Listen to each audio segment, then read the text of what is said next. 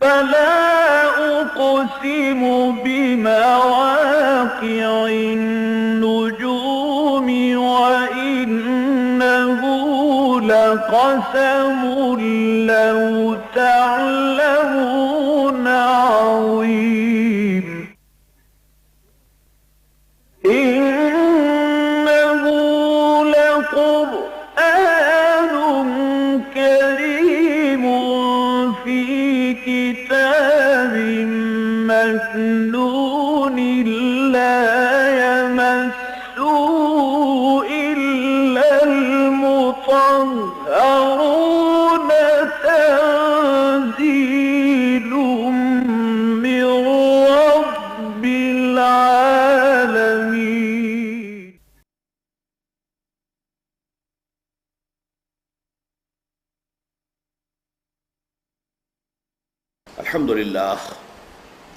الحمد للہ وکفا والصلاة والسلام على عباده الذین اصطفى خصوصاً على افضلهم وخاتم النبیین محمد الامین وعلى آلہ وصحبہ اجمعین. اما بعد فقد قال اللہ تبارک وتعالی كما ورد في سورة آل عمران: اعوذ باللہ من الشیطان الرجیم بسم اللہ الرحمن الرحیم. أَلَمْ تَرَ إِلَى الَّذِينَ أُوتُوا نَصِيبًا مِنَ الْكِتَابِ يُدْعَوْنَ إِلَى كِتَابِ اللَّهِ لِيَحْكُمَ بَيْنَهُمْ ثُمَّ يَتَوَلَّى فَرِيقٌ مِّنْهُمْ وَهُمْ مُعْرِضُونَ ذَلِكَ بِأَنَّهُمْ قَالُوا لَن تَمَسَّنَا النَّارُ إِلَّا أَيَّامًا مَّعْدُودَاتٍ وَغَرَّهُمْ فِي دِينِهِمْ مَا كَانُوا يَفْتَرُونَ فَكَيْفَ إِذَا جَمَعْنَاهُمْ لِيَوْمٍ لَّا رَيْبَ فِيهِ وَوُفِّيَتْ كُلُّ نَفْسٍ مَّا كَسَبَتْ وَهُمْ لَا يُظْلَمُونَ. صدق اللہ العظیم. رب اشرح لی صدری ویسر لی امری واحلل عقدۃ من لسانی یفقہوا قولی. اللہم ربنا الہمنا رشدنا واعذنا من شرور انفسنا. اللہم ارنا الحق حقا وارزقنا اتباعہ وارنا الباطل باطلا وارزقنا اجتنابہ. آمین یا رب العالمین. الم تر الی الذین اوتوا نصیبا من الکتاب. سورہ بقرہ کی طرح سورہ آل عمران میں بھی جیسا کہ ہم دیکھ چکے ہیں جہاں اہل ایمان سے خطاب ہے وہاں ساتھ ساتھ اہل کتاب سے بھی ہے. جو بنی اسرائیل یہودی مدینے کے اندر موجود تھے، 3 بڑے قبیلے، اگرچہ ان میں سے ایک کا اخراج ہو چکا تھا غزوہ بدر کے فوراً بعد، بنو قینقاع کا، لیکن 2 بڑے قبیلے اب بھی موجود تھے، بنو نذیر بھی تھے اور بنو قریظہ بھی تھے. تو ان کے معاملات بھی سائیڈ بائی سائیڈ یہ زیر بحث آتے ہیں ان دونوں صورتوں کے اندر.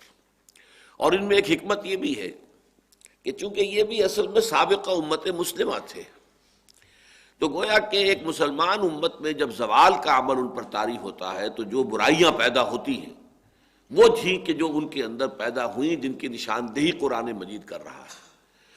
اس اعتبار سے یہ گویا کہ موجودہ امت مسلمہ یعنی امت محمد علیہ صاحب الصلاۃ والسلام کے لیے ایک مستقبل کے لیے تنبیہ بھی بن جاتی ہے کہ کہیں ایسا نہ ہو کہ تم بھی انہی راستوں پر چلو اور ایسے ہی غلط خیالات تمہارے اندر بھی پیدا ہو جائے. اس میں سے ایک کا تذکرہ ہو رہا ہے: الم تر الی الذین اوتوا نصیبا من الکتاب. کیا تم نے دیکھا نہیں ان لوگوں کی جانب جنہیں کتاب کا ایک حصہ دیا گیا تھا. یہ بات میں اس سے پہلے کئی مرتبہ عرض کر چکا ہوں کہ جہاں اہل کتاب کا کسی مدح کے مقام میں ذکر ہوتا ہے وہاں وہ ہوتا ہے معروف، الذین آتیناہم الکتاب، جنہیں ہم نے کتاب دی. اور جہاں کوئی مذمت کا معاملہ ہوتا ہے، تنقید، ان کی کسی خامی کی نشاندہی، تو الذین اوتوا الکتاب وہ پھر مجہول کا صیغہ آتا ہے، وہ لوگ جنہیں کتاب دی گئی تھی. یہاں نصیبا من الکتاب کہا گیا تو یہ لفظ اس اعتبار سے بہت اہم ہے کہ 2 مفہوم ہیں. ایک تو یہ ہے کہ در حقیقت یہ الکتاب ایک ہی حقیقت ہے کہ جو ابتدا سے انتہا تک اس کے مختلف ایڈیشنز ہیں جو آتے رہے ہیں، اس کا فائنل کمپلیٹ ایڈیشن قرآن مجید ہے. تو چاہے نام بدل گئے، تورات ہے، انجیل ہے، لیکن اصل میں تو وہ الکتاب وہی ہے اللہ تعالیٰ کی طرف سے، جس کا کہ حضرت آدم علیہ السلام سے بالکل ابتدا میں کہہ دیا گیا تھا: فَإِمَّا يَأْتِيَنَّكُم مِّنِّي هُدًى فَمَن تَبِعَ هُدَايَ فَلَا خَوْفٌ عَلَيْهِمْ وَلَا هُمْ يَحْزَنُونَ. یہ ہدایت جیسے جیسے آتی رہی وہی الکتاب ہے. البتہ اس الکتاب کے فارمر ایڈیشنز جو ہیں وہ تورات، انجیل، زبور وغیرہ، صحف ابراہیم، اس کا فائنل ایڈیشن، کمپلیٹ ایڈیشن یہ قرآن مجید ہے۔ تو گویا کہ انہیں اس الکتاب میں سے کچھ حصہ ملا تھا، پوری الکتاب تو در حقیقت اس امت مسلمہ کو، امت محمد کو ملی ہے بشکل قرآن حکیم۔ ایک دوسری بات یہ بھی کہی گئی ہے بعض مفسرین کی جانب سے کہ اس میں اشارہ ہے کہ اصل میں جو کتابیں انہیں دی گئی تھیں وہ بھی بتمام و کمال محفوظ نہیں رہی تھی، تو اس کا جو بھی بچا کھچا حصہ ان کے پاس محفوظ رہ گیا تھا اس کی طرف اشارہ ہو رہا، نصیبا من الکتاب۔ انہیں پوری کتاب تو نہیں ملی، اس لیے کہ ہمیں معلوم ہے کہ 587 قبل مسیح، حضرت عیسیٰ سے بھی 600 برس قبل، یعنی حضور کی بعثت سے 1200 سال قبل تورات دنیا سے غائب ہو چکی تھی۔ نبوکدنضر نے جب حملہ کیا یروشلم پر، اور جو حضرت سلیمان کا بنایا ہوا معبد تھا ہیکل سلیمانی، اسے مسمار کیا ہے، تو اس کے بعد سے دنیا میں وہ اصل تورات کبھی نہیں رہی۔ البتہ یہ کہ کوئی 100-150 برس کے بعد پھر یادداشت سے زبانی جو بھی لوگوں کو کچھ یاد تھا اسے جمع کر کے تو یہ تورات جو ہے پھر مرتب کی گئی ہے۔ بہرحال یہ دونوں مفہوم اس کے ہو سکتے ہیں۔ الم تر الی الذین اوتوا نصیبا من الکتاب یدعون الی کتاب اللہ، جب انہیں پکارا جاتا ہے، بلایا جاتا ہے، دعوت دی جاتی ہے اللہ کی کتاب کی طرف، لیحکم بینہم، تاکہ وہ ان کے مابین فیصلہ کرے، ثم تولی فریق منہم، ثم یتولی فریق منہم، لیکن اس کے باوجود ان میں سے ایک گروہ جو ہے اس سے روگردانی کرتا ہے، وہم معرضون، اور اس سے اعراض کی روش اختیار کرتا ہے۔ اب یہاں بھی یدعون الی کتاب اللہ جو ہے اس کے دو مفہوم لیے گئے ہیں۔ میرے نزدیک تو یہ مفہوم ہے کہ خود ان کی اپنی کتاب کی طرف بھی جب انہیں پکارا جاتا ہے کہ آؤ اس کتاب کے مطابق فیصلہ کر لو جو تمہارے پاس ہے، اس سے بھی روگردانی کرتے ہیں۔ اس کا ایک بہت اہم واقعہ بھی پیش آیا تھا کہ خیبر کے ایک بہت اونچے گھرانے کے افراد نے جو ہے وہ زنا کا معاملہ کیا۔ اب ان کی کتاب کے روح سے تو ان کے اوپر رجم ہونی چاہیے تھا، اس لیے کہ وہ شادی شدہ تھے دونوں، مرد بھی اور عورت بھی، لیکن یہ ہے کہ چونکہ بہت اونچے گھرانے سے تعلق تھا لہٰذا وہ اب آئیں بائیں شائیں کرنے لگے، اور بالآخر انہوں نے سوچا کہ حضور صلی اللہ علیہ وسلم کا امتحان اس میں لے لیا جائے کہ دیکھیں یہ نبی ہے بھی کہ نہیں ہے، انہیں معلوم بھی ہے کچھ کہ نہیں ہے۔ مقدمہ خیبر سے لا کر اور حضور کی عدالت میں جو ہے اس کو دائر کر دیا گیا۔ تو حضور نے پوچھا کہ تمہاری کتاب میں اس کا کیا حکم ہے، تو پھر اس میں بھی انہوں نے گول مول کیا۔ پھر آپ نے فرمایا لاؤ کتاب۔ وہ کتاب جب منگائی گئی، تورات کا جو بھی نسخہ ان کے پاس تھا، تو اس پہ بھی ایک شخص نے ہاتھ رکھ لیا اوپر، رجم کی جو آیت تھی اس کے اوپر، تو حضور نے کہا ہاتھ ہٹاؤ، اور وہاں وہ آیت رجم درج تھی۔ حضور نے پھر اسی کے مطابق ان دونوں کو رجم کیا اور کہا کہ اللہ تیری کتاب کے مطابق میں نے اس کو تازہ کر دیا ہے، اس سزا کو، اس حد کو جو تو نے ان شادی شدہ زانی یا زانیہ کے لیے مقرر کی۔ تو ان کی اپنی کتاب جو ہے اس کی طرف بھی ان کو اگر بلایا جائے تو وہ اس سے اعراض کرتے ہیں۔ اور دوسرے یہ کہ اگر قرآن کی طرف بلایا جائے، الکتاب جو مکمل کتاب اب آ گئی ہے، تو ظاہر بات ہے کہ اس سے تو ان کا اعراض ہے ہی۔ یہ کس لیے ہے؟ اب اگلی آیت میں اس میں ان کی تشخیص کی جا رہی ہے کہ اتنی بڑی، یوں سمجھیے کہ ایک امت، ایک قوم یا افراد کے جو مدعی ہوں اللہ پر ایمان کے اور کتاب پر ایمان کے اور رسول پر ایمان کے، کیسے ممکن ہے کہ وہ یہ روش اختیار کریں کہ وہ اللہ کی کتاب کو اپنا حکم ماننے کے لیے تیار نہ ہو؟ کیسے ممکن ہے کہ وہ اعراض کرے اللہ کی کتاب کی شریعت سے؟ تو اس کا اب جواب دیا جا رہا ہے کہ کیوں ہو گیا، کیسے ہو گیا۔ ذالک بانہم قالوا لن تمسنا النار الا ایاما معدودات، یہ اس لیے ہوا کہ انہوں نے یہ کہا، یہ گھڑ لی بات، یہ من گھڑت، ان کی وشفل تھنکنگ جو ہے ان کی امانی میں یہ شامل ہے کہ انہوں نے یہ کہا کہ ہمیں تو آگ نہیں چھو سکتی ہرگز مگر گنتی کے چند دن، ایام معدودات، 2-3 دن۔ معدودات کا لفظ سورہ بقرہ میں 2 دفعہ آ چکا ہے۔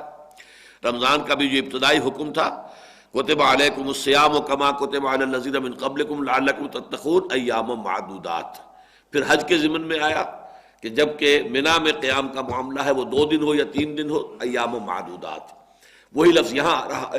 ان کے عقیدے میں یہ چیز شامل ہو گئی تھی کہ ہم تو ابراہیم کی اولاد ہیں، اسحاق کی نسل سے ہیں، یعقوب کی اولاد ہیں، نحن ابناء اللہ واحباؤہ، ہم تو اللہ کے بڑے چہیتے ہیں، اس کے بیٹوں کے مانند ہیں، بہت لاڈلے ہیں، ہمیں کیسے جہنم چھو سکتی ہے؟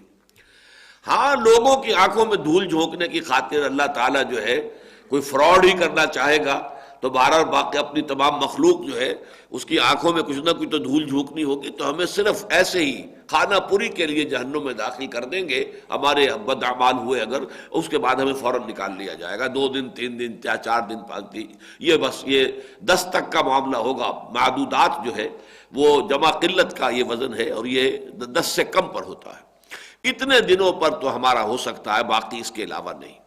اب ظاہر بات ہے کہ جب یہ عقیدہ کسی کے دل میں بیٹھ جائے تو پھر اسے حلال حرام کی تمیز کرنے کی ضرورت کیا ہے؟ کہیں مفاد اگر اس کا ہے، چاہے وہ حرام میں ہے، وہ تو مفاد کو ترجیح دے گا اور حرام کا ارتکاب کرے گا۔ خامخواہ کوئی فرض جو ہے اس کو ادا کرے اور اس میں تکلیفیں اٹھائے، مصائب جھیلے، بھوک برداشت کرے، مصیبت جو ہے اس کو برداشت کرے، کیوں؟ کائے کے لیے؟ اصل شے جو ہے انسان کو سیدھا رکھنے والی شے وہ ہے آخرت پر یقین اور ایمان کی بات۔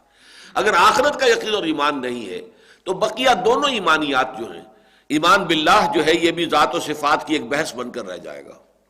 جس طرح علامہ اقبال نے کہا ہے کہ زندہ قوت تھی زمانے میں یہ توحید کبھی، اور اب کیا ہے فقط ایک مسئلہ علم کلام، وہ پھر مسئلہ علم کلام بن جائے گا، ہے صفات ذات حق حق سے جدا یا عین ذات۔ اب یہ بحثیں ہوں گی، بس اور کچھ نہیں ہوگا۔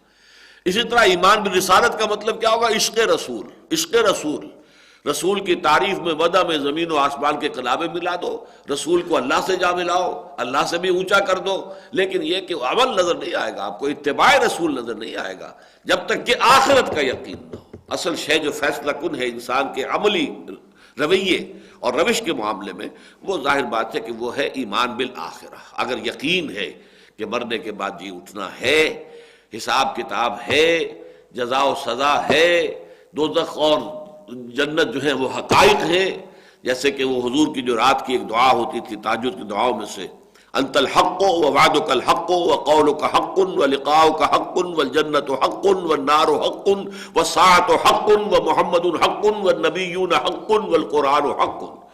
اگر ان کی چیزوں ان حقائق پر اگر ایمان ہے، اور اس میں ظاہر بات ہے کہ بعث بعد الموت، جزا و سزا، حساب کتاب، جنت اور دوزخ، ان پر ایمان لازم ہے۔ کسی بھی بحث کسی بھی طریقے سے اگر یہ گرفت جو ہے ڈھیلی پڑ جائے، وہ چاہے شفاعت باطلہ کا تصور ہو، ہاں ہے تو صحیح، ریزریکشن بھی ہے، دوبارہ جی اٹھیں گے، لیکن ہمارے جو ہے وہ موجود ہیں سفارش کرنے والے اور ان کا زور چلتا ہے، ان کی بات اللہ نہیں ٹال سکے گا، لہذا وہ تو ہمارے لیے کوئی ایسی خطرے والی بات نہیں ہے۔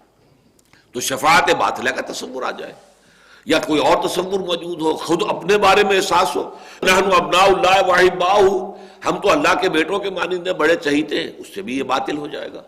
اب آپ غور کیجئے، بعین ہی یہ شے مسلمانوں میں آ چکی ہے، اور اس میں ذرا باریک سا فرق ہے، اس فرق کو اگر ملحوظ نہ رکھا جائے تو بہت بڑی گمراہی ہے۔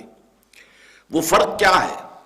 یہ عقیدہ صحیح ہے کہ جس شخص کے دل میں ایمان ہوگا، دل میں ایمان، چاہے وہ کمزور ہو، اگر کمزور ایمان ہے تو ظاہر بات ہے کہ نتیجہ یہ نکلے گا کہ کچھ اچھے کام بھی کرے گا، برے بھی کرے گا۔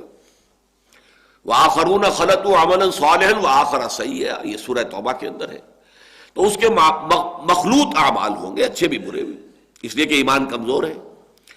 اس حساب سے تو یقین یہ ہوگا کہ پھر قیامت کے دن حساب کتاب ایسے لوگوں کا ہو جائے گا جن کے دل میں ایمان ہے، جن کے دل میں ایمان ہے، ان کے معاملات جو ہیں اعمال تولے جائیں گے۔ جن کے دل میں ایمان ہی نہیں ہے ان کے کسی اعمال کے تولنے کا سوال ہی پیدا نہیں ہوتا، لیکن جن کے دل میں ایمان ہے ان کے اعمال تولے جائیں گے۔ اگر اعمال برے، سیئات جو ہیں وہ زیادہ بھاری ہیں تو جہنم میں ڈال دیا جائے گا، لیکن اپنے اعمال بد کے بقدر سزا پانے کے بعد وہ جنت سے نکال لیے جائیں گے جہنم سے، اور جنت میں داخل کر دیے جائیں گے۔ یہ عقیدہ تو ہے صحیح، لیکن یہاں مغالطہ کس بات سے ہوتا ہے کہ ہم سمجھتے ہیں ہر مسلمان صاحب ایمان ہے۔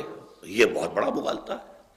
مسلمان ہونا شے دیگر ہے اور صاحب ایمان ہونا بالکل دوسری شے ہے، زمین و آسمان کا فرق ہے۔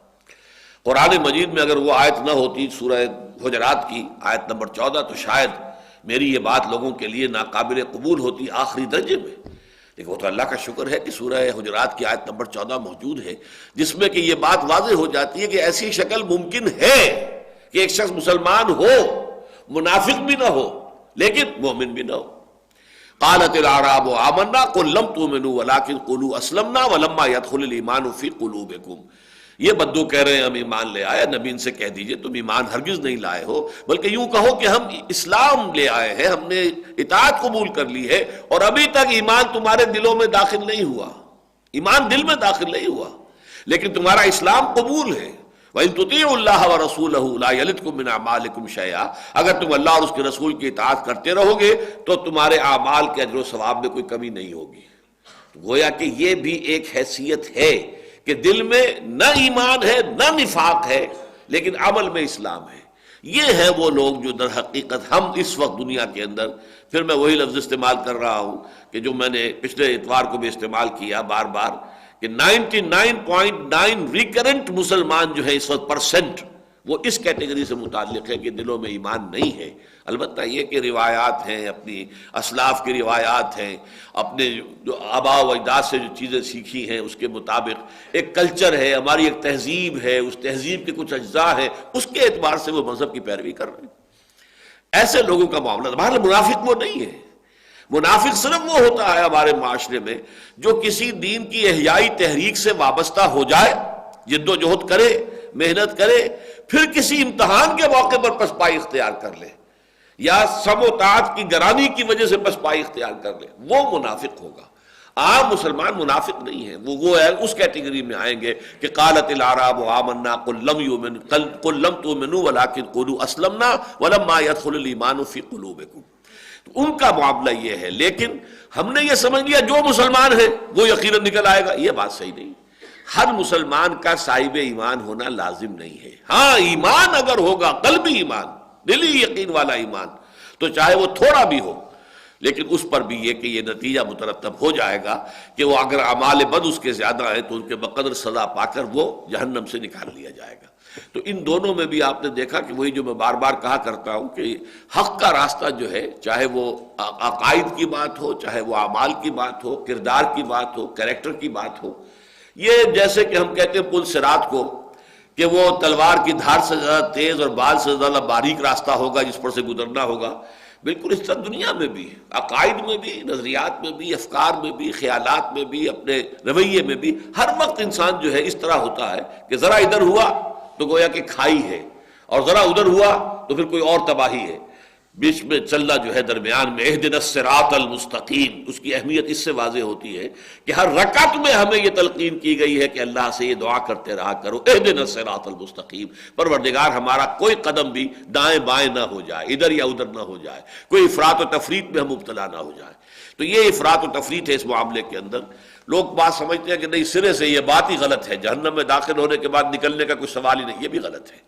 جہنم میں داخلے کے بعد ان لوگوں کا نکلنے کا معاملہ متفق علیہ ہے امت کے اندر، جن کے دلوں میں ایمان تھا لیکن ایمان اتنا کمزور تھا کہ اعمال پر اس کے پورے اثرات مترتب نہیں ہوئے، نتیجتاً برائیوں کا کھاتا زیادہ بڑھ گیا بھلائیوں سے. ایسے لوگوں کو جہنم میں داخل کیا جائے گا، وہ اپنے جرائم کے بقدر سزا پائیں گے، پھر نکلیں گے اور جنت میں داخل کیے جائیں گے. لیکن یہ سب مسلمانوں کا معاملہ نہیں ہے، یہ ان مسلمانوں کا معاملہ ہوگا کہ جن کے دلوں میں ایمان موجود ہے. اور یہ معاملہ ہم دنیا میں تو فیصلہ کر ہی نہیں سکتے کسی کے بارے میں، کسی کے دل میں ایمان ہے یا نہیں ہے. یہ اللہ تعالیٰ کے ساتھ معاملہ پیش آنا ہے، وہ جانتا ہے. وہ علیم بذات الصدور، وہ تو جو کچھ لوگوں کے سینوں کے اندر ہے اس سے واقف ہے. تو فرمایا یہ جو ان کے اندر، ان کے عمل کے اندر جو یہ گراوٹ پیدا ہوئی ہے کہ ان کا حال یہ ہے کہ انہیں کتاب اللہ کی طرف بلایا جاتا ہے اور یہ اس سے اعراض کر رہے ہیں. تو اس کی وجہ کیا ہے؟ ذالک بانہم قالوا لن تمسنا النار الا ایاما معدودات. یہ اس وجہ سے ہوا ہے کہ انہوں نے یہ عقیدہ گھڑ لیا ہے، من گھڑت خیال جو ہے اپنے دل میں بٹھا لیا ہے کہ ہمیں تو آگ چھو ہی نہیں سکتی مگر گنتی کے چند دن. وغرہم فی دینہم ما کانوا یفترون، اور دھوکے میں ڈال دیا ہے انہیں ان کے دین کے معاملے میں اس شے نے جو انہوں نے خود گھڑی ہے. یہ بھی عام طور پر اجتماعی زندگی کے اندر بڑے بڑے اس کے مظاہر سمجھ میں آتے ہیں.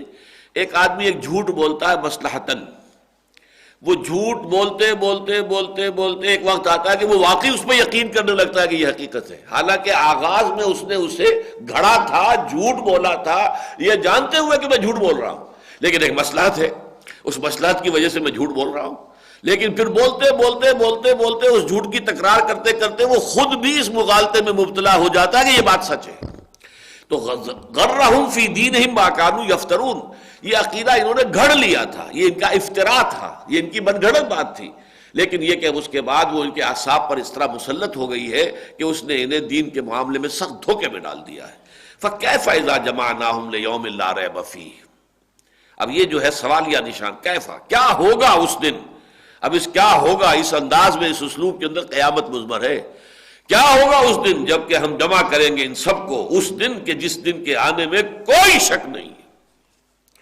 فَكَيْفَ إِذَا جَمَعْنَاهُمْ لِيَوْمٍ لَا رَيْبَ فِيهِ وَوُفِّيَتْ كُلُّ نَفْسٍ مَا كَسَبَتْ، اور ہر نفس کو، ہر جان کو پورا دے دیا جائے گا جو کچھ کہ اس نے کمایا ہوگا۔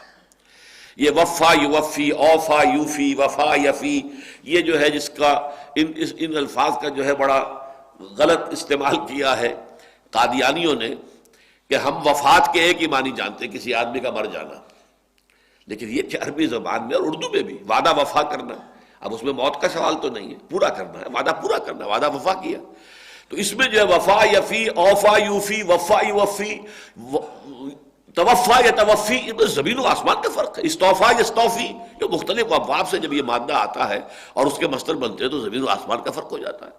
وفا یوفی، کسی کو پورا دے دینا، توفا یا توفا، پورا لے لینا، اب یہ کہاں دینا کہاں لینا، وفا یوفی، اوفا یوفی کے معنی بھی وہی ہیں، پورا دینا، اور وفا یوفی میں اور تاکید ہے، بھرپور طریقے پر اس کا رتی ماشا حساب بے باک کرنا، پورا دے دینا، یہ ہے وفا یوفی۔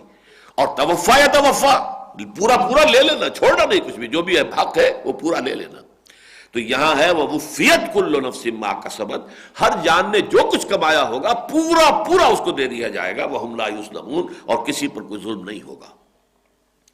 قُلِ اللَّهُمَّ مَالِكَ الْمُلْكِ، یہ اس سورہ مبارکہ میں یہ مقامات دعا کے جو ہیں اور جس طرح سے تلقین آ رہی ہے شروع سے ہم دیکھ رہے ہیں، پہلے رکوع میں بھی تھی، اس کے بعد پھر آئی، اب پھر تیسری مرتبہ یہ انداز ہے قُلِ اللَّهُمَّ مَالِكَ الْمُلْكِ۔ اس میں جو ایک تفویض الامر الی اللہ کی کیفیت آتی ہے کہ اس کائنات میں جو کچھ ہو رہا ہے وہ اللہ کے اذن سے، اس کے حکم سے، اس کی مشیت سے، اس کی ایک تدبیر ہے۔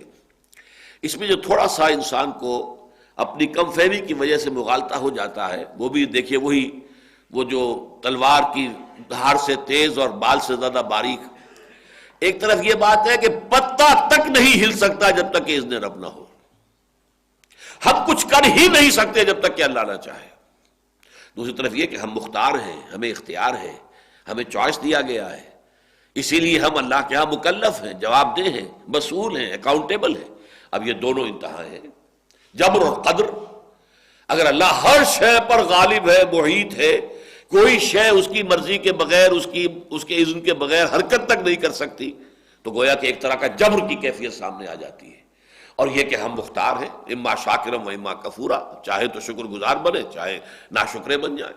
فمن شاء فلیؤمن ومن شاء فلیکفر، جو چاہے وہ ایمان لے آئے، جو چاہے کفر کرے، اب ہمارا اختیار ہے۔ تو جبر و قدر کی پوری بحث اس میں بھی یہ ہے کہ در حقیقت اللہ کی وہ عظمت اتنی ہے، وہ اپنی تدبیر امر کر رہا ہے، لیکن اس کے نیچے تمہارا جو ہے معاملہ، آٹونومی تمہاری بھی موجود ہے، تم جو کچھ کرتے ہو اپنی مرضی سے کرتے ہو، اپنے اختیار کو استعمال کرتے ہوئے کرتے ہو، لیکن اللہ اس کو اپنی جو بڑی سکیم ہے اس کے اندر ایسا فٹ کرتا ہے کہ معلوم ہوتا ہے کہ گویا کہ یہ اس کے حکم سے ہوا ہے، یہ اس کی مشیت کے تحت ہوا ہے، اور اس سے اللہ تعالیٰ کی کوئی بہت بڑی حکمت پوری ہو گئی ہے۔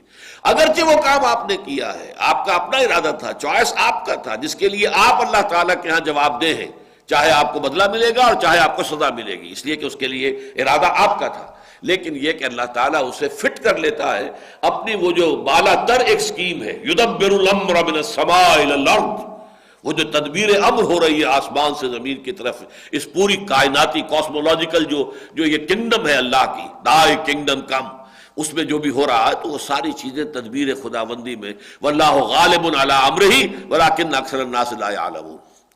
اب ظاہر بات ہے کہ حضرت یوسف کے بھائیوں نے تو انہیں جو ہے وہ اندھے کنویں میں جھونک دیا تھا، اور سمجھتے تھے کہ مر جائے گا یا کوئی لے جائے گا اٹھا کر تو کہیں بس ہمارے سر سے یہ مصیبت ٹل جائے گی. اللہ نے اسی کو ذریعہ بنا دیا، مصر پہنچا دیا، ایک بڑے اونچے محل میں پہنچا دیا، پھر یہ کہ وہاں کے ایک بہت بڑے منصب پر پہنچا دیا. تو اللہ تعالیٰ کی اپنی تدبیر ہے، کرنے والوں نے جو کچھ کیا تھا وہ اس کے مسئول ہیں، اس کے ذمہ دار ہیں، لیکن اللہ کی تدبیر میں وہی شے فٹ بیٹھ گئی ہے اور اس نے اس میں اپنا جو بھی اس کا ارادہ تھا اس نے پورا کر لیا. یہ کیفیت جو ہے ان دو آیات کے اندر جو ہے اصل اس کا ایسنس ہے. قل اللہم مالک الملک، کہو اے اللہ جو تمام ملک کا مالک ہے، کائنات ارضی و سماوی، کل کی کل اس کا مالک تو ہے. مالک بھی ہے، ملک بھی ہے، اور مالک اور ملک عربی زبان کے اعتبار سے ایک ہی لفظ ہے. مالک یوم الدین بھی ہے، مالک یوم الدین بھی ہے. اسی لیے میم لام کاف لکھیں گے سورہ فاتحہ جب بھی آپ لکھیں گے تو تیسری آیت جو مالک یوم الدین لکھیں گے، میم الف لام کاف نہیں لکھیں گے، وہ غلط ہو جائے گا. میم کھڑا زبر لام کاف، لکھنے میں میم اور لام اور کاف آئے گا. پڑھنے میں اگر کھڑا زبر ہے تو مالک ہو گیا، اور اگر پڑا زبر ہے تو ملک ہو گیا. مالک یوم الدین، ملک یوم الدین. تو قل اللہم مالک الملک تؤتی الملک من تشاء، تو دیتا ہے حکومت جس کو چاہے، تیرا اختیار ہوتا ہے. حالانکہ ظاہر بات ہے دنیا میں کھیل ہو رہا ہے، لوگ محنت کر رہے ہیں، شہزادے لڑ رہے ہیں، اورنگزیب کی جنگ ہو رہی ہے اپنے بھائیوں کے ساتھ، یہ سب اپنے اپنا جو ہے داؤ لگا رہے ہیں، لیکن یہ اللہ کا فیصلہ کچھ اور ہے، اور وہ فیصلہ جو ہے وہ اپنے اس فیصلے کے مطابق اس کا فیصلہ جو ہے اس روح عمل آ جائے گا. تؤتی الملک من تشاء وتنزع الملک ممن تشاء، جس سے چاہتا ہے تو حکومت چھین لیتا ہے، سلب کر لیتا ہے. وتعز من تشاء وتذل من تشاء، اور جسے تو چاہتا ہے عزت دیتا ہے، اور جسے تو چاہتا ہے اسے کمزور اور ذلیل کر دیتا ہے. بیدک الخیر. اب اس ٹکڑے میں البتہ ضرور ہے، اب اس طرح کے ٹکڑے جیسا کہ میں نے بارہا کہا ہے کہ یہ قرآن مجید میں ایسے روانی میں آ جاتے ہیں کہ عام قاری پڑھتا ہوا گزر جاتا ہے، لیکن جو ہے کوئی شخص جو گہرائی میں غور کرتا ہے وہ آ کے رک جائے گا. بیدک الخیر، کیا مطلب اس کا؟ ایک مرتبہ تو یہ کہ کل کا کل خیر تیرے ہاتھ میں ہے، یعنی جس کو مانگنا ہو خیر اللہ سے مانگے، کل خیر اس کے ہاتھ میں ہے، تو دعا اس سے کرو گے، کسی اور سے نہیں کرو گے. لیکن اس کا ایک مفہوم اور بھی ہے، تیرے ہاتھ میں خیر ہی خیر ہے، تو جو کچھ کرتا ہے اس میں خیر ہی ہوتا ہے، چاہے بظاہر وہ ہمیں شر نظر آئے. میرا حادثہ ہو گیا، میری ہڈی ٹوٹ گئی، میرے لیے شر ہے، لیکن پتہ نہیں اللہ نے کون سی بڑی مصیبت سے مجھے بچایا ہے اس حادثے کی وجہ سے. وہ جو معاملہ سورہ کہف میں آتا ہے کہ وہ بیچارے غریب جو کام کرتے تھے اور اپنی کشتی میں سواریاں ادھر سے ادھر لے گئے، 2 پیسے فی پھیرا کرایہ لے رہے تھے، اپنی روزی کما رہے تھے، تو وہ آپ کو معلوم ہے کہ حضرت خضر نے ان کی ایک تختہ توڑ دیا. اب وہ رو رہے ہوں گے ہمارا تو واحد ذریعہ یہ ہے، اور اس کے اندر بھی دیکھو یہ ٹوٹ گئی بیچاری، اب کتنے دن ہمیں لگ جائیں گے، مرمت کرانی پڑے گی. اتنے دن کی روزی تو گئی نا، ڈوبی نہیں، بچ گئی، لیکن یہ کہ بہرحال اتنے دن کی روزی تو گئی. لیکن انہیں نہیں پتا تھا کہ در حقیقت یہ پوری کشتی جا رہی تھی آگے. ایک بادشاہ تھا جو غصب کر رہا تھا، ہر صحیح کشتی کو وہ ضبط کر رہا تھا، وہ بچ گئی کہ یہ تو ٹوٹی ہوئی جانے دو اس کو. پوری کشتی بچ گئی بھائی تمہارے لیے، تو یہ تمہارے لیے خیر تھا کہ شر؟ بچہ مر گیا، اب رو رہے ہوں گے والدین، فرض کیا اکلوتا ہی بچہ تھا، لیکن انہیں کیا پتا کہ یہ بچہ اگر جوان ہوتا، اس کے جینز جو ہے اس میں بڑی شرارت تھی، سرکشی تھی، یہ بڑا ہوتا تو تمہارے لیے سہارے روح بن جاتا. تو اللہ نے یہ چاہا کہ اس کو واپس لے لیا جائے، تمہیں بچایا ہے اس کے ظلم سے، اس کی طرف سے جو تمہارے اوپر آنے والی تھی سختیاں، اس سے تمہیں بچا لیا ہے. تم رو رہے ہو اس لیے کہ تمہیں تو معلوم نہیں ہے، تم تو ظاہر کو دیکھ رہے ہو. آسان تحبوا شیئا وہو شر لکم وآسان تکرہوا شیئا وہو خیر لکم. یہ عین ممکن ہے کہ تم کسی شے کو ناپسند کرو در حال کہ اسی میں تمہارا خیر ہو، اور یہ بھی عین ممکن ہے کہ کسی شے کو تم محبوب رکھو، پسند کرو، در حال کہ وہ تمہارے لیے شر ہو حقیقت کے اعتبار سے. تو یہاں در حقیقت بیدک الخیر، اللہ کے ہاتھ میں خیر ہی خیر ہے کہ ہر چے ساقی ماریخت عین الطاف است. میرا ساقی میرے پیالے میں جو بھی ڈال دے اس کا لطف و کرم ہے، جو بھی ڈال دے. بظاہر میرے لیے ناخوشگوار بات اس وقت ہو رہی ہے جو ہو رہی ہے، طبعی اعتبار سے، جبلی اعتبار سے میں اس کو پسند نہیں کر پا رہا ہوں، مجھے تکلیف ہو رہی ہے، مجھے کوفت ہو رہی ہے، میری ایک ہڈی ٹوٹ گئی ہے، لیکن مجھے یہ پتہ نہیں کہ پوری جان بچی ہے اس ہڈی کے ٹوٹنے کی وجہ سے. اس اعتبار سے اللہ کے ہاتھ میں خیر ہی خیر ہے، لیکن اس کی بڑی لانگ ٹرم پلاننگ ہوتی ہے۔ ہم بڑے شارٹ سائٹڈ ہیں، ہمیں تو فوری طور پر نقد نقصان اور نقد نفع جو ہے وہ نظر آتا ہے، وہ دور کی چیزیں ہم دیکھ نہیں سکتے، شارٹ سائٹڈ ہیں۔ اللہ کا معاملہ جو ہے اسی لیے فرمایا کہ تمہارے 1000 برس تو ہے، اس کا تو ایک دن بنتا ہے، اس کی جو پلاننگ ہوتی ہے وہ تو 1000 سال کی ہوتی ہے۔ تم اپنے دنوں کے حساب سے جو ہے کہ وہ گنتی کرتے ہو، اپنی گنتی کر رہے ہو۔ وہ جو اقبال نے کہا ہے کہ دانا دانا شمار کرتا ہوں، یہ رات اور دن کے 2 دانے جو تسبیح کے اندر جو ہے گرتے ہیں تو اس سے پھر میرا حساب ہوتا ہے۔ اللہ کا حساب اور ہے۔ قل اللہم مالک الملک تؤتی الملک من تشاء وتنزع الملک ممن تشاء وتعز من تشاء وتذل من تشاء بیدک الخیر انک علی کل شیء قدیر، یقیناً تو ہر چیز پر قادر ہے۔ یہ میں نے بارہا عرض کیا ہے کہ ہمارے پاس کل کے لفظ کی ایک پناہ گاہ ہے۔ اللہ قادر ہے، کتنا قادر ہے کیا میں اندازہ کر سکتا ہوں؟ میرا تصور کیا ہوگا قدرت کا، کتنی طاقت کا میں تصور کر سکتا ہوں؟ بہت محدود میرا تصور۔ بس ایک لفظ ہے کل شیء قدیر، بکل شیء علیم، ہر شے پر قادر، ہر شے کا علم رکھنے والا۔ یہ لفظ ہے کہ جو پناہ گاہ ہے صفات باری تعالیٰ کے ضمن میں ہماری۔ تولج اللیل فی النہار وتولج النہار فی اللیل، تو پرو دیتا ہے رات کو دن میں اور پرو دیتا ہے دن کو رات میں۔ اب اس میں 2 طریقے سے مفہوم اس کا ہو سکتا ہے۔ ایک تو یہ کہ کبھی ہم دیکھتے ہیں کہ دن جو ہے وہ بڑھ رہا ہے، رات گھٹ رہی ہے، گویا کہ دن رات میں داخل ہو رہا ہے۔ کبھی رات بڑھ رہی ہے، دن گھٹ رہا ہے، گویا کہ رات دن میں داخل ہو رہی ہے۔ ایک مفہوم یہ بھی ہو سکتا ہے۔ یہ بھی ہو سکتا ہے کہ یہ ایک دوسرے میں داخل ہو رہے ہوں، ایک دوسرے میں مرج ہوتے ہوں۔ بہرحال یہ ایک تسبیح ہے جو میں نے ابھی کہا تھا کہ میں اپنے تسبیح روز و شب کا شمار کرتا ہوں دانا دانا، تو تسبیح روز و شب کا شمار کرتا ہوں دانا دانا، تو یہ گویا کہ ایک تسبیح ہے، ایک دانہ کالا ہے، ایک دانہ سفید ہے، تو ایک گر رہا ہے اور دن رات کی جو ہے وہ تقریب ہو رہی ہے۔ تولج اللیل فی النہار وتولج النہار فی اللیل وتخرج الحی من المیت وتخرج المیت من الحی، تو نکالتا ہے زندہ کو مردہ میں سے اور تو نکالتا ہے مردہ کو زندہ میں سے۔ اب اس کی سب سے نمایاں مثال جو ہے وہ مرغی اور انڈا ہے۔ مرغی جاندار شے ہے، اس سے انڈا جو برآمد ہوتا ہے وہ بے جان ہے، اس میں جان نہیں ہے، انیکٹیو ہے، وہ پڑا رہے گا، اس کے اندر جان نہیں ہے، خراب ہو جائے گا۔ لیکن یہ کہ اسی انڈے سے اب مرغی برآمد ہوئی، بچہ برآمد ہو رہا ہے جو زندہ ہے، چلتا پھرتا ہے، اسی انڈے میں سے نکل آیا ہے، چوں چوں کرتا ہوا وہ جو ہے چوزا نکلتا ہے۔ وَتَرْزُقُ مَن تَشَاءُ بِغَيْرِ حساب، اور اللہ تو دیتا ہے جس کو چاہتا ہے بغیر حساب۔ تیرے خزانے اتھاہ ہیں،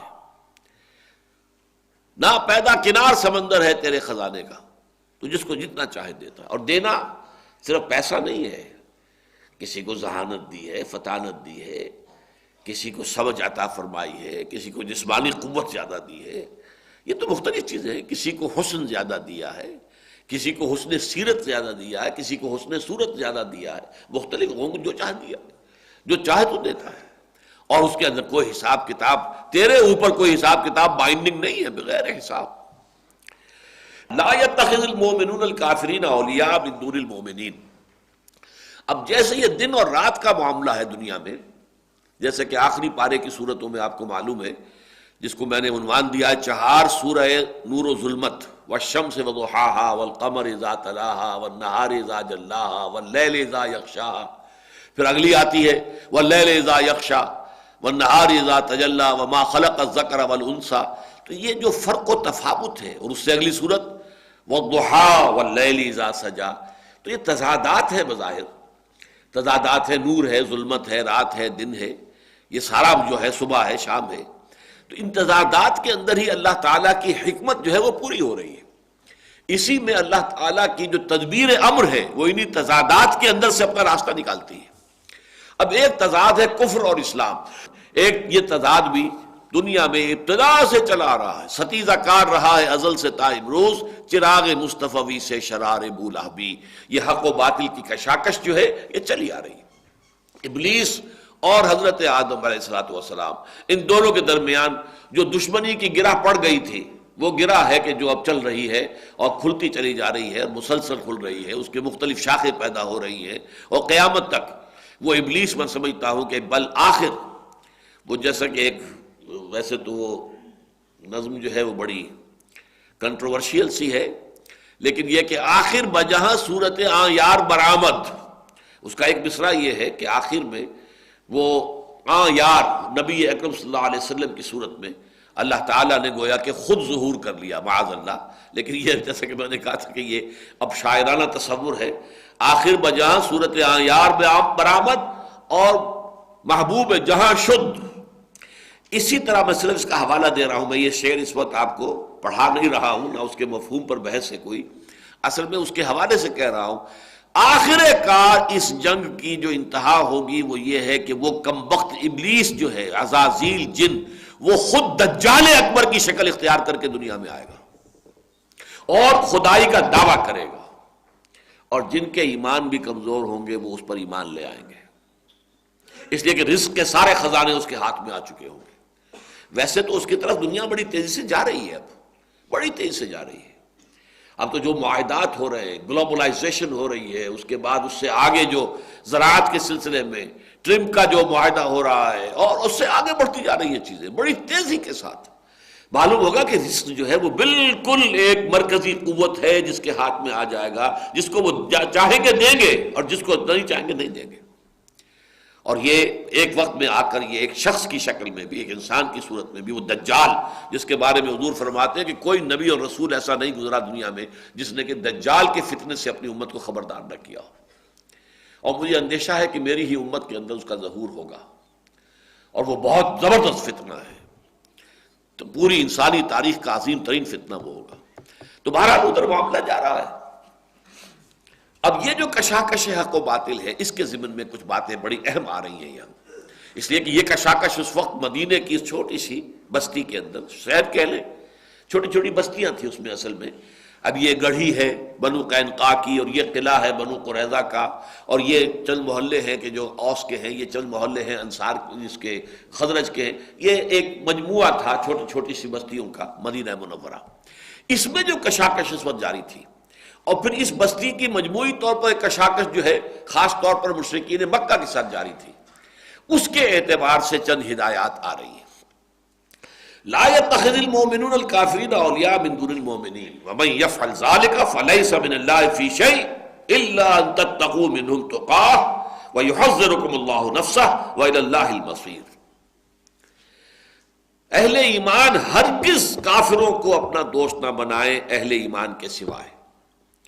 یہ جو ولی ہے اولیاء، رشتہ ولایت کسی مومن کا کسی کافر کے ساتھ ہو ہی نہیں سکتا کسی صورت میں، چاہے وہ باپ ہو اور چاہے وہ بھائی ہو اور چاہے وہ بیٹا ہو اور چاہے وہ رشتہ دار ہو، چاہے وہ بیوی ہو چاہے شوہر ہو، ولایت کا رشتہ نہیں ہو سکتا۔ ہاں جو کافر کمپیٹنٹ نہیں ہے، جو آپ کے خلاف جو ہے ایکٹیو نہیں ہے، اس کے ساتھ آپ کچھ مراسم رکھ سکتے ہیں، لیکن وہ جو رشتہ ولایت ہے، دلی محبت، وہ پھر بھی نہیں ہوگا، اس لیے کہ اگر دلی محبت اس کے ساتھ ہے تو اس کا مطلب یہ ہے کہ حق و باطل کے مابین آپ کا رویہ صحیح نہیں ہے۔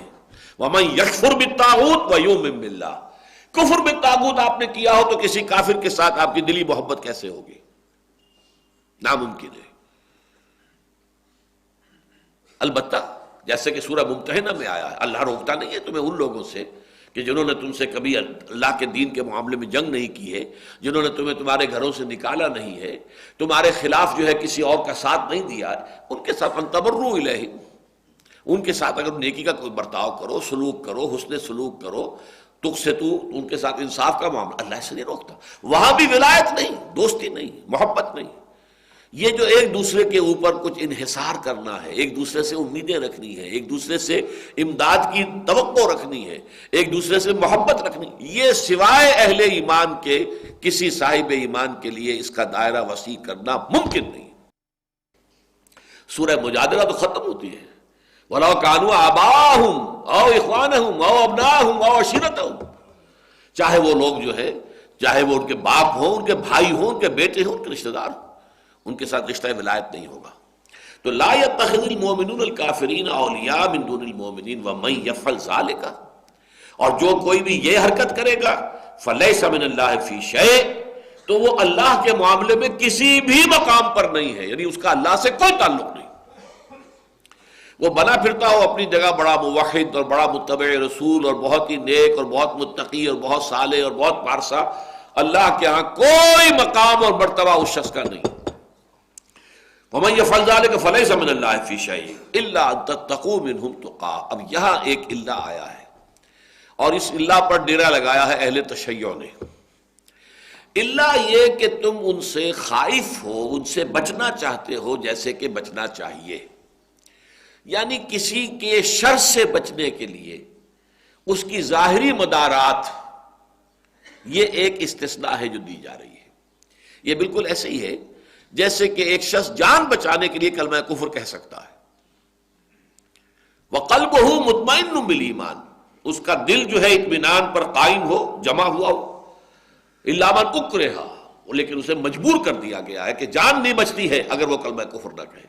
اور یہ واقعہ بالکل یوں سمجھیے صدر اسلام میں ہو گیا تھا، بالکل آغاز میں، جب یہ خاندان جو تھا 3 افراد پر مشتمل، حضرت یاسر اور ان کی اہلیہ حضرت سمیہ اور بیٹا عمار، ان تینوں کو جو ہے شدید ترین ٹارچر دے رہا تھا ابو جہل۔ آخر تھک گیا، ٹارچر دے دے کر خود تھک گیا۔ آخر میں اس نے کہا اچھا بھائی ایک دفعہ کہہ دو کہ میرے اس یا بت جو ہے اس میں بھی کچھ ہے، یہ بھی کچھ ہے، اس کی بھی کوئی حقیقت ہے، ایک دفعہ کہہ دو کہ میں چھوڑ دوں گا۔ حضرت سمیہ نے انکار کر دیا، تھوک دیا، برچھا مارا ہے ان کی شرمگاہ میں، شہید کر دیا۔ حضرت یاسر نے انکار کر دیا، 4 سانڈ اونٹ منگوا کر، اور ان کے ساتھ رسے بنے ہوئے تھے، ایک کے ساتھ ان کا ایک بازو باندھا، دوسرے کے ساتھ دوسرا بازو، تیسرے کے ساتھ ایک ٹانگ، چوتھے کے ساتھ دوسری ٹانگ، دوڑایا ہے تو جسم کے پرخچے اڑ گئے۔ لیکن جو نوجوان تھا عمار، اس سے برداشت نہیں ہو سکا، اس نے کلمہ کفر کہہ کے جان بچا لی۔ لیکن یہ کہ پھر اس قدر شدید اس کے اوپر طاری ہوئی ایک کیفیت کہ یہ میں کیا غلط کام کر بیٹھا ہوں، پچھتاوا طاری ہوا۔ انہوں نے اپنے آپ کو ایک ستون سے باندھ لیا کہ اب حضور ہی اگر آ کر یہاں سے مجھے کھولیں گے تو میں کھولوں گا، ورنہ میں اسی طرح جان دے دوں گا۔ تو حضور صلی اللہ علیہ وسلم آئے اور آپ نے کھولا، کہا ٹھیک ہے یہ بھی جائز ہے، جان بچانے کے لیے کلمہ کفر کر دینا جائز ہے۔ اب یہ واقعہ تو ہے مکی دور کے بھی آغاز کا، سمجھیے کہ 4واں 5واں سال ہوگا حضور پر وحی کی آمد کو۔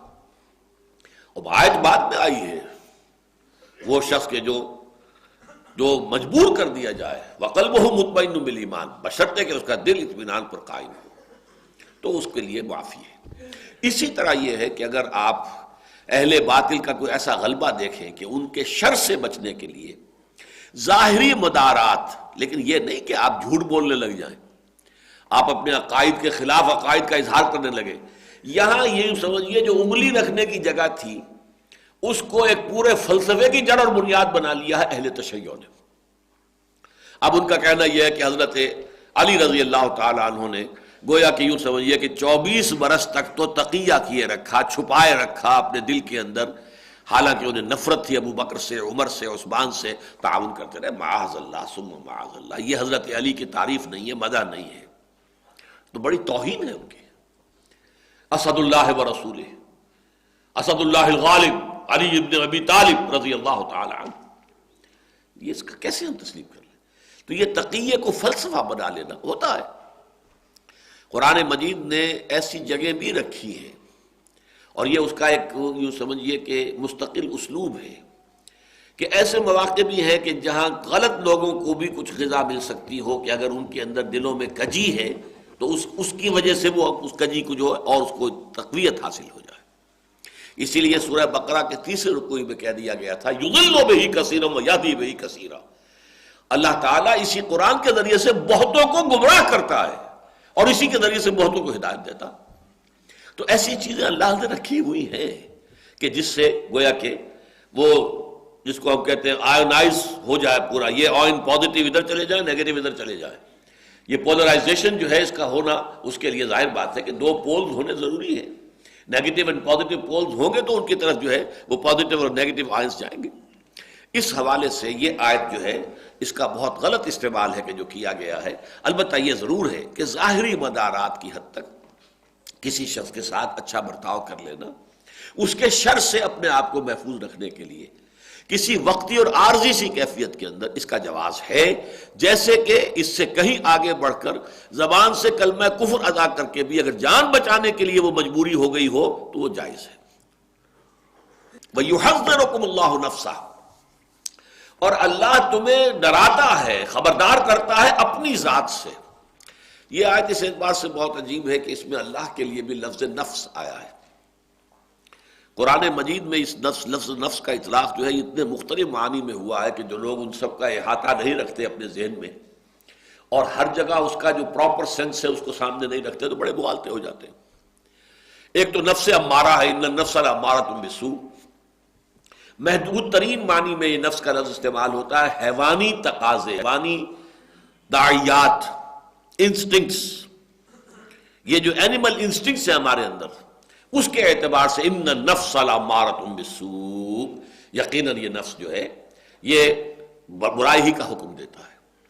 کہیں یہ پورے وجود کے لیے نفس، پوری ذات کے لیے، پوری شخصیت کے لیے، اس معنی میں ابھی اللہ کے لیے لفظ آ رہا ہے وَيُحَذِّرُكُمُ اللَّهُ نَفْسَهُ، اس لیے کہ ایک بہت اہم موقع پر اس آیت کے حوالے سے پھر شکست دی تھی ایک عالم حقانی نے ایک سرکاری مولوی کو، جس زمانے میں کہ یہ بنو عباس کے دور میں خلق قرآن کا فتنہ کھڑا ہوا، قرآن بھی مخلوق ہے اور جو ہے خلیفہ وقت جو ہے وہ بھی اس کا قائل ہو گیا، اب وہ بڑی جبر اس کو نافذ کر رہا تھا۔ اس پر جب ایک مباحثہ ہوا ایک دربار کے اندر، دربار میں خلیفہ کے دربار میں، تو وہاں ایک شخص نے کہا کہ بتاؤ قرآن شے ہے یا نہیں؟ کہا ہاں شے تو ہے، تو قرآن تو کہتا ہے اللہ خالق کل شے، اللہ ہر شے کا خالق ہے، تو پھر قرآن بھی مخلوق ہو گیا۔ اب دیکھیے یہ منطقی اعتبار سے چپ کرا دینے والی بات تھی، لیکن اسی وقت اللہ نے سجھا دیا۔ ان کا اچھا اگر یہ بات ہے تو بتاؤ اللہ کا نفس ہے کہ نہیں؟ یحذرکم اللہ نفسہ، جی ہاں ہے، مان لیا۔ کل نفس ذائقۃ الموت، ہر نفس کو موت کا مزہ چکھنا ہے، اس کا مطلب اللہ کو موت آ جائے گی، چپ ہو گئے۔ ہماری زبان کی ایسی محدودیتیں ہیں، الفاظ کا استعمال ہوتا ہے مختلف مفاہیم کے اندر، اگر لفظی بحث میں آپ پڑ جائیں تو اللہ تعالیٰ کے لیے نفس ہے تو کل نفس ذائقۃ الموت بھی ہے، پھر تو گویا کہ موت کا مزہ اللہ کو بھی چکھنا ہوگا، معاذ اللہ ثم معاذ اللہ۔ لیکن یہاں نفس سے مراد پوری ہستی، اپنی ذات۔ وَيُحَذِّرُكُمُ اللَّهُ نَفْسَهُ، اس مقام پر یہ لفظ 2 مرتبہ آ رہا ہے، وَإِلَى اللَّهِ الْمَصِيرُ، اور یقیناً اللہ ہی کی طرف لوٹ جانا ہے۔ قُلْ إِن تُخْفُوا مَا فِي صُدُورِكُمْ أَوْ تُبْدُوهُ يَعْلَمُهُ اللَّهُ، اے نبی ان سے کہہ دیجئے اگر تم چھپاؤ گے جو کچھ کہ تمہارے سینوں میں ہے، اور تبدوہ، یا تم اسے ظاہر کرو گے، یعلمہ اللہ، اللہ تعالیٰ تو اس سے واقف ہے ہر صورت، وَيَعْلَمُ مَا فِي السَّمَاوَاتِ وَمَا فِي الْأَرْضِ، اور اللہ تو جانتا ہے ان تمام چیزوں کو جو آسمانوں میں ہے اور جو زمین میں ہے، وَاللَّهُ عَلَىٰ كُلِّ شَيْءٍ قَدِيرٌ، پھر وہی لفظ کل ہے، اللہ ہر شے پر قادر ہے۔ اب یہاں بھی اگرچہ یہ مضمون سورہ بقرہ کے آخر میں بھی آیا تھا، لِلَّهِ مَا فِي السَّمَاوَاتِ وَمَا فِي الْأَرْضِ وَإِن تُبْدُوا مَا فِي أَنفُسِكُمْ أَوْ تُخْفُوهُ يُحَاسِبْكُم بِهِ اللَّهُ، جو کچھ تمہارے سینوں میں ہوتا ہے چاہے تم چھپاؤ اور چاہے تم ظاہر کرو، اللہ اس کا محاسبہ کر کے رہے گا۔ اور اس پر میں نے آپ کو بتایا تھا کہ صحابہ کرام بہت سخت پریشان ہو گئے تھے، بہت سخت پریشان ہو گئے تھے، اس لیے کہ انسانوں کے اندر دلوں میں اور سینوں میں تو وسوسے آتے رہتے ہیں، ان کے اوپر ان کو اختیار نہیں ہے۔ صحابہ آ کر کہتے تھے حضور ایسی ایسی باتیں ہمارے دل میں آتی ہیں کہ ان کو زبان پر لانے سے زیادہ ہم اس کو بہتر سمجھتے ہیں کہ ہمیں زندہ آگ میں جلا دیا جائے۔ حضور نے فرمایا اچھا تم واقعی ایسی کیفیت محسوس کرتے ہو کہ جی؟ فرمایا یہی تو عین ایمان ہے، یعنی ایمان کے منافی بات کو تمہارے دل میں شیطان نے ڈال دی ہے، لیکن تمہارا ایمان اتنا ریزنٹ کر رہا ہے اس پر، اس قدر اسے رد کر رہا ہے، اس قدر اس کے اوپر پرٹربڈ ہے کہ وہ اپنے آپ کو ہلاک کرنے کے لیے جو ہے انسان تیار ہو رہا ہے بجائے اس کے کہ اس بات کو زبان پر لائے۔ تو میں نے وہاں آپ کو سنایا تھا، امام رازی رحمۃ اللہ علیہ نے یہ روایت کیا ہے ابن عباس رضی اللہ تعالی عنہما، قال لما نزلت هذه الآیہ، جب یہ آیت نازل ہوئی، وَإِن تُبْدُوا مَا فِي أَنفُسِكُمْ أَوْ تُخْفُوهُ يُحَاسِبْكُم بِهِ اللَّهُ، جا ابو بکر و عمر و عبد الرحمن ابن عوف و معاذ و ناس من النبی الی النبی صلی اللہ علیہ وسلم، تو عام نہیں بلکہ ابو بکر اور عمر، عبد الرحمن ابن عوف اور معاذ ابن جبل اور بہت سے لوگ آئے حضور کے پاس صلی اللہ علیہ وسلم، فقالوا، انہوں نے کہا یا رسول اللہ کلفنا، ہم تو اب اس کو من العمل ہے، اس چیز پر عمل کرنے کا بھی ہمارے اوپر جو ہے ایک ذمہ داری ڈال دی گئی ہے، ما لا نطیق، اس لیے کہ جس کی کہ ہمارے اندر طاقت ہی نہیں ہے۔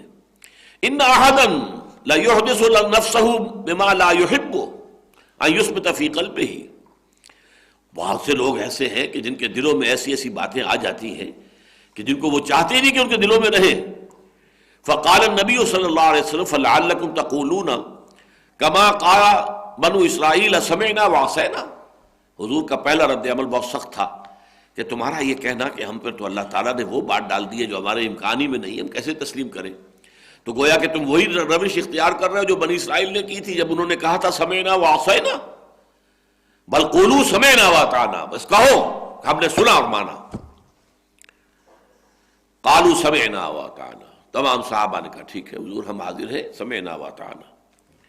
وقال النبی صلی اللہ علیہ وسلم واشتد ذلك علیہم فمکثوا فی ذلك،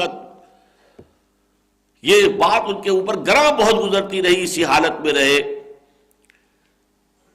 فانزل اللہ تعالی لا یکلف اللہ نفسا الا وسعها، تو جب وہ آیت نازل ہوئی کہ اللہ تعالیٰ کسی نفس پر اس کی ذمہ داری، اس کی جو قوت اور طاقت ہے، استعداد سے بڑھ کر بوجھ نہیں ڈالے گا۔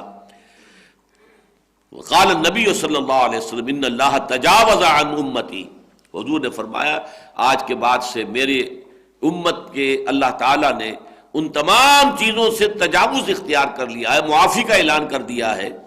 ما کل ما حدثوا به انفسهم، کہ جو بھی ان کے دلوں کے اندر باتیں آئیں، ما لم یعملوا به او یتکلموا به، جب تک کہ وہ اس پر عمل نہ کرے یا اس کو ظاہر نہ کرے۔ اگر زبان پر لائیں گے تو پکڑ ہو جائے گی، عمل کریں گے تو پکڑ ہو جائے گی، لیکن دل میں آنے والے خیالات کے اوپر پکڑ نہیں ہے۔ وہی بات یہاں آئی ہے قل ان تخفوا ما فی صدورکم او تبدوہ، اے نبی کہہ دیجئے کہ چاہے تم جو کچھ تمہارے سینوں میں ہے اسے چھپاؤ اور چاہے تم اسے ظاہر کرو۔ یعلم اللہ، اللہ تعالیٰ کے علم میں تو وہ بہرحال ہے۔ وَيَعْلَمُ مَا فِي السَّمَاوَاتِ وَمَا فِي الْأَرْضِ، اور وہ جانتا ہے جو کچھ کے آسمانوں میں ہے اور جو کچھ کے زمین میں ہے۔ وَاللَّهُ عَلَىٰ كُلِّ شَيْءٍ قَدِيرٌ، اللہ ہر چیز پر قادر ہے۔ یوم تجد کل نفس ما عملت من خیر محضرا، جس دن کے ہر جان، اب یہ نفس آ گیا، یوم تجد کل نفس، ہر جان وہ پائے گی ما عملت من خیر محضرا وما عملت من سوء، ہر وہ شے جو اس نے اچھائی کی ہوگی اس کے سامنے موجود پائے گی، اور ہر وہ شے جو اس نے برائی کی کمائی ہوگی اپنے سامنے موجود پائے گی۔ فمن يعمل مثقال ذرة خيرا يره ومن يعمل مثقال ذرة شرا يره، یوم تجد کل نفس ما عملت من خیر محضرا وما عملت من سوء، حاضر پائے گی اپنے سامنے ہر جان جو بھی خیر اس نے کمایا تھا اور جو بھی شر۔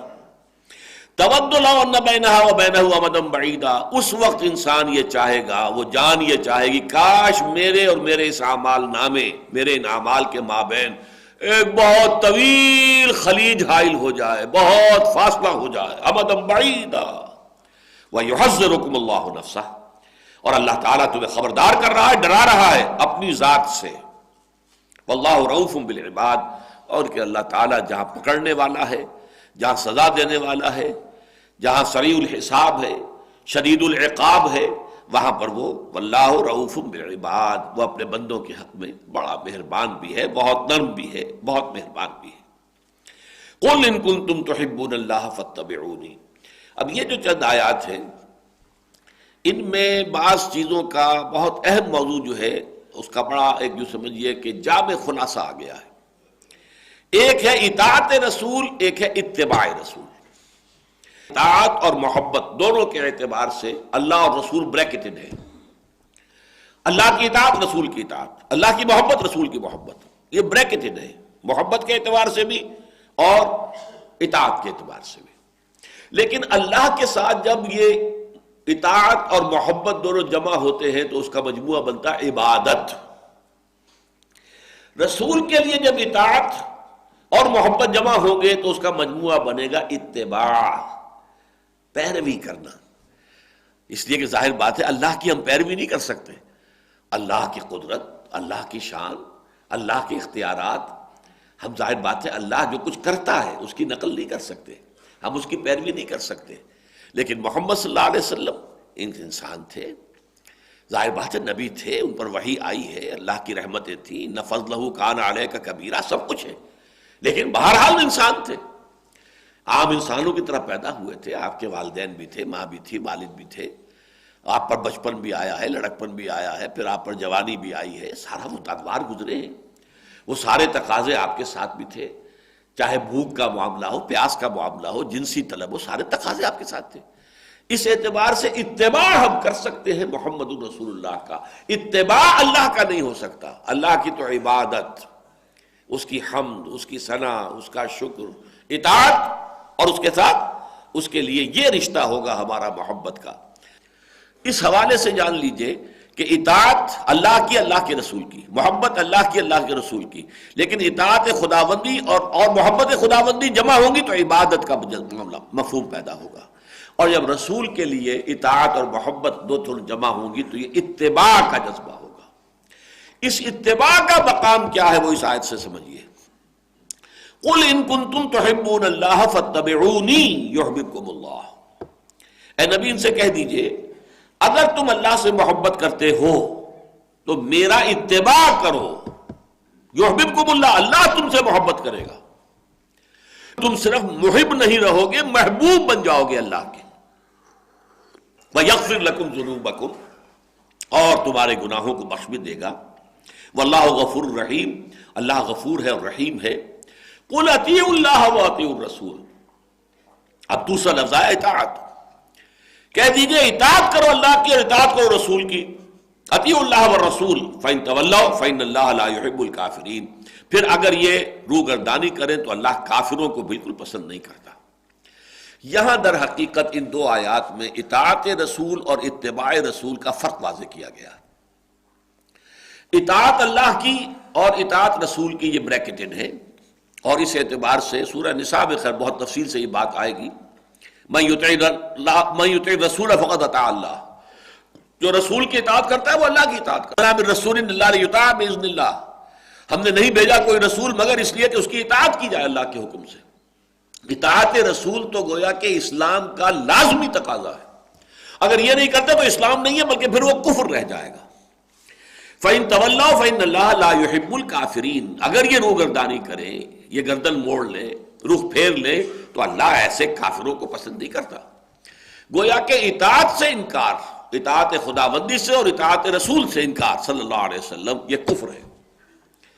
البتہ اطاعت اور اتباع میں فرق کیا ہے اس کو نوٹ کر لیجئے۔ دیکھیے اطاعت جو ہے وہ ہے کسی حکم پر، یہ کرو، اور آپ اسے حکم کو بجا لا رہے ہیں، یہ اطاعت ہے۔ اگرچہ اس میں بھی جو لفظ تو ہے اگر اس کی حقیقت پیش نظر رہے تو ایک ہے زبردستی کی اطاعت، ایک ہے دلی آمادگی کی اطاعت، ان میں فرق ہے۔ تو کہتے ہیں دلی آمادگی کو، طوعا و کرہا، یہ دو الفاظ ایک دوسرے کے مقابلے میں آتے، طوعا و کرہا، طوعا یعنی اپنی دلی آمادگی کے ساتھ، کرہن مجبوری کو دل پر جبر کرتے ہوئے، اور اس بیعت کے اندر بھی الفاظ یہ آئے منشت والمکرہ، بایانا رسول اللہ صلی اللہ علیہ وسلم علی السمع والطاعۃ فی العسر والیسر والمنشط والمکرہ۔ منشط وہ کیفیت ہے جس میں کہ آپ کو انشراح حاصل ہے کسی چیز پر، جو فیصلہ ہوا ہے آپ کی رائے بھی وہی تھی، لہذا آپ اس پر عمل کرتے ہیں تو بہت ہی آسانی کے ساتھ عمل کرتے ہیں، اس لیے کہ وہ آپ کی اپنی رائے بھی وہی تھی۔ اور بکرہ وہ ہے کہ آپ کو عمل کرنا پڑ رہا ہے اس کے باوجود کہ آپ کی رائے وہ نہیں ہے، لہذا آپ کو اپنی طبیعت پر جبر کرنا پڑے گا، تب کہیں جا کر آپ اس پر عمل کر سکیں گے۔ تو طعن و کرہن جو ہے یہ دو قرآن مجید میں کئی بار یہ الفاظ آئے ہیں، اللہ نے آسمانوں اور زمینوں کو حکم دیا آؤ طعن و کرہن، تو انہوں نے کہا اتینا طائعین، دونوں نے کہا ہم حاضر ہیں، بالکل آمادگی کے ساتھ حاضر ہیں، اس میں کسی کراہت کا کوئی سوال پیدا نہیں ہو۔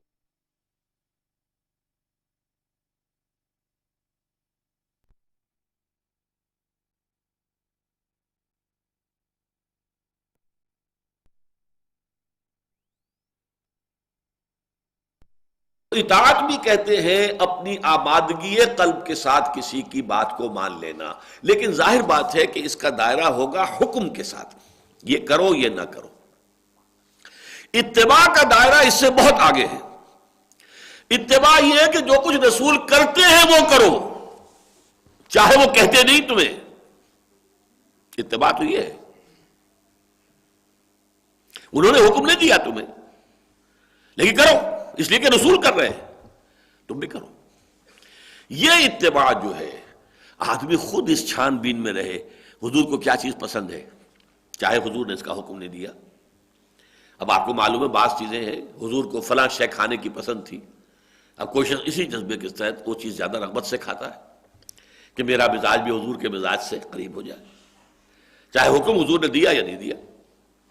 جو عمل ہے حضور کا صلی اللہ علیہ وسلم، اس کی پیروی کرنا، اس کے پیچھے چلنا، خود تلاش کرنا، خود آگے بڑھ کر معلوم کرنا کہ حضور کو کیا پسند ہے، چاہے اس کا آپ نے حکم نہ دیا ہو لیکن اس پر عمل کرنا، یہ اتباع ہے، پیروی کرنا۔ رسول کا اتباع تو در حقیقت ان لوگوں نے کیا جنہوں نے زندگی میں کوئی شے اپنے لیے نہیں بنائی، کوئی شے اپنے پاس ریٹین نہیں کی۔ حضور کا عمل تو یہ ہے، کوئی دولت آپ نے جمع نہیں کی،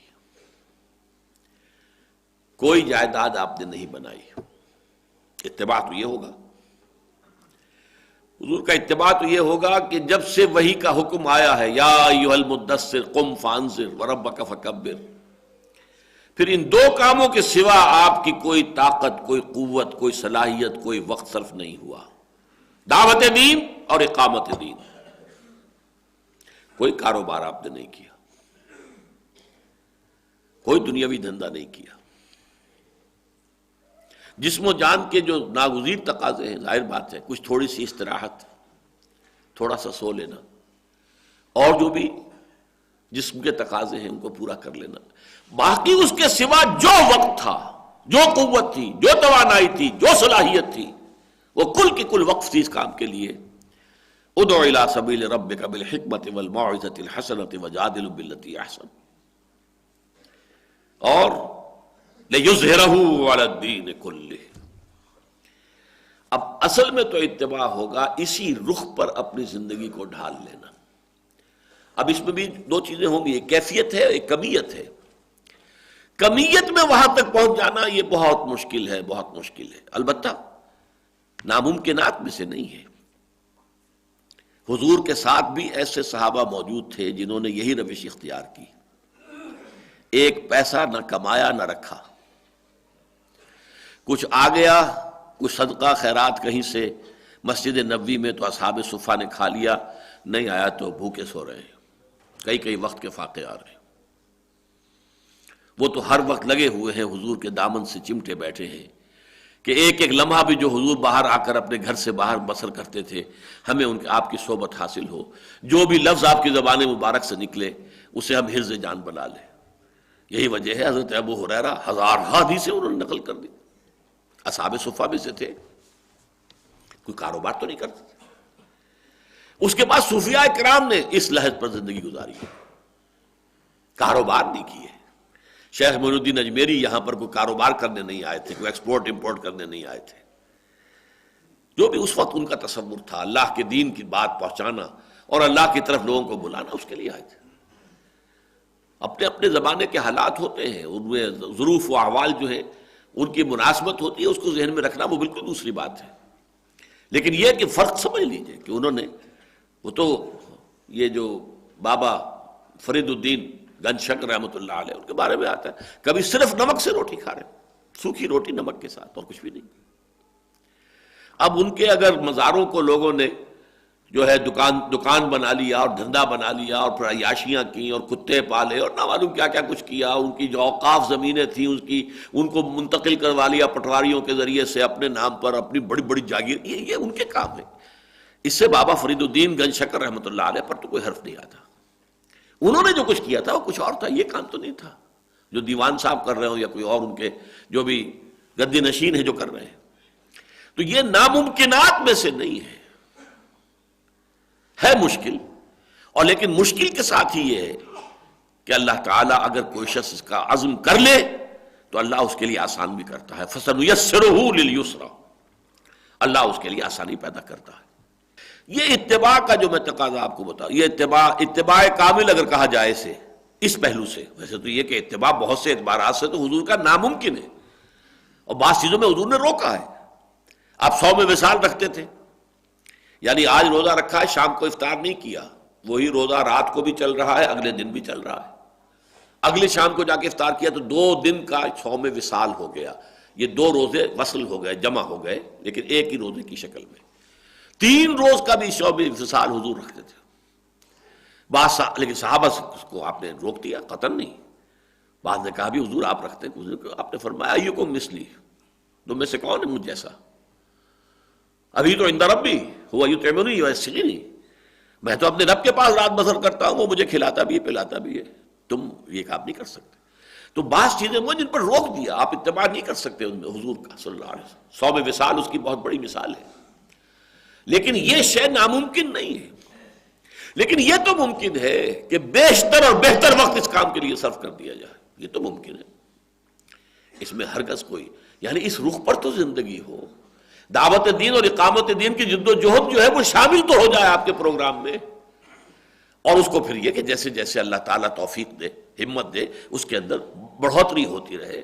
آپ ادھر سے لیں گے تو ادھر ڈالیں گے، ادھر سے کچھ وقت جو ہے نکالیں گے، جس کو تبلیغی جماعت کے لوگ کہا کرتے ہیں، بڑی پیاری اصطلاح انہوں نے ایجاد کی ہے، تفریغ اوقات، وقت کو فارغ کرنا. وقت آپ کا پورا آکوپائڈ ہے، دنیا کی جد و جہد ہے، کاروبار ہے، یہ ہے وہ ہے، پوری طرح وقت جو ہے وہ آکوپائڈ ہے. اس میں سے نکالنا ہوگا وقت، تفریغ اوقات، فارغ کرنا.